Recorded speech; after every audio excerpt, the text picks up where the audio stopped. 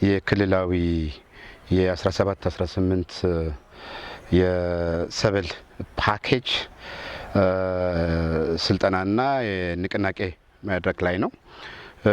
በዚህ ስልጠና እንግዲህ የዞን የተለያዩ ባለሙያዎች፣ የወረዳ የተለያዩ ባለሙያዎች፣ የክልል የተለያዩ ባለሙያዎች የሚሳተፉበት ስልጠና ነው። ይሄ ስልጠና ከዚህ በፊት ከነበረው ልዩ የሚያደርገው በአጋጣሚ ባለፉት 2-3 ዓመት እንጠቀምበት የነበረ የማዳበሪያ ምክረ ሀሳብ የተቀየረበት በፊት ባለፉት ዓመታት ኤንፒኤስ፣ ቦረን፣ ኤንፒኤስ፣ ዚንክ እንዲህ በሚል ዳፕ ተተክቶ ዩሪያና ኤንፒኤስ እንጠቀምበት የነበረ አሰራር ነው የነበረው። በዘንድሮ ዓመት ይሄ ተለውጦ ቶታሊ ተለውጦ በኤንፒኤስ ምትክ ዳፕ እና ዩሪያም ያው ከሚቀጥልበት አብረው ተቀናጅተው የሚቀጥሉበት የአሰራር ሞዳሊቲ ተዘጋጅቶ አንዱ የስልጠና የትኩረት አቅጣጫ ይሄ ነው የሚሆነው። እንግዲህ ምንድነው እሱ ብቻ አይደለም።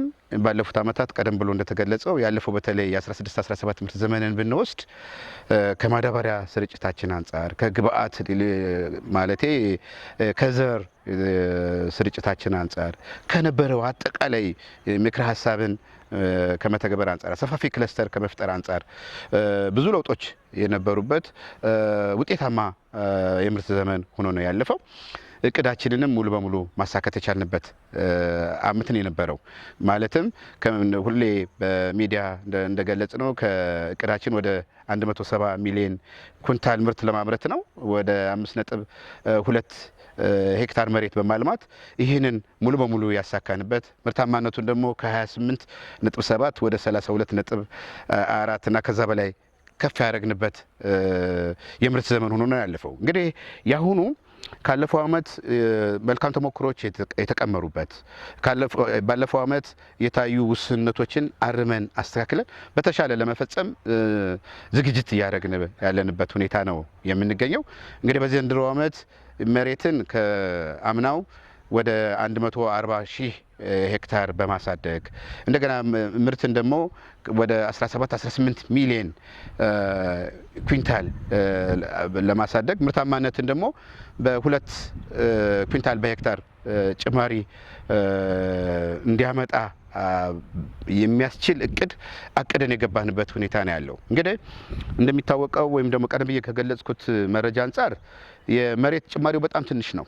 የሚጠበቀው ይሄ 17-18 ሚሊዮን ኩንታል የሚጠበቀው አሰራር ላይ ለውጥ በማምጣት ነው። ማዳበሪያ አጠቃቀማችን ላይ ማሻሻል በማምጣት ነው። የተለያዩ የአግሮኖሚክ ፕራክቲሶች ላይ ለውጥ በማምጣት ነው። የሰፋፊ ክለስተሮች ካምናው በተሻለ በመፈጸም ነው እና አብዛኛው የሚጠበቀው የምርታማነት ጭማሪና ምርት ጭማሬ ቀደም ብዬ እንደገለጽኩት በአሰራር እናመጣዋለን ብለን የገባንበት የእቅድ ዓመት ነው። ከዚህ አንጻር እንግዲህ የመጀመሪያው ይህንን ተግባራዊ ከማድረግ አንጻር አንዱ ያው የፈጻሚውን ባለሙያ አቅም መገንባት ነው። የፈጻሚውን ባለሙያ አቅም ለመገንባት የሚያስችል አንዱ መንገድ ደግሞ በዛሬው ዕለት እየሰጠነው ያለ ክልላዊ የባለሙያዎች የአሰልጣኞች ስልጠና ነው። ይሄ ስልጠና ወደ ታች ቀበሌ ድረስ ላሉ ባለሙያዎች በተዋረድ እንደሚወርድ ይታመናል። አሁን ቀደም ብዬ እንደገለጽኩት የአሰልጣኞች ስልጠና ነው እየሰጠነው ያለ። አንዱና ዋናው ይህንን ግባችንን ከማሳካት አንጻር ለውጥ እናመጣበታለን ብለን ያሰብነው የዛሬው ስልጠና ነው። እንግዲህ የዛሬው ስልጠና ያው እንዳያችሁት ተጀምሯል። ይሄ ስልጠና ባህር ዳር ላይ ብቻ የሚቆም አይደለም።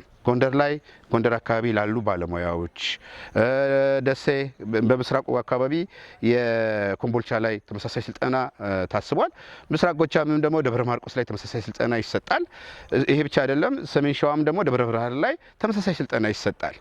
እንግዲህ የመጀመሪያው ተግባራችን ቀደም ብዬ እንደገለጽኩት የፈጻሚ ባለሙያውን የማስታጠቅ ፈጻሚ ባለሙያውን አቅም የመገንባት ስትራቴጂ ነው እየተከተልን ያለው። ይሄ እንግዲህ አሁን ውጤት እንደሚያመጣ ውጤታማ እንደምንሆን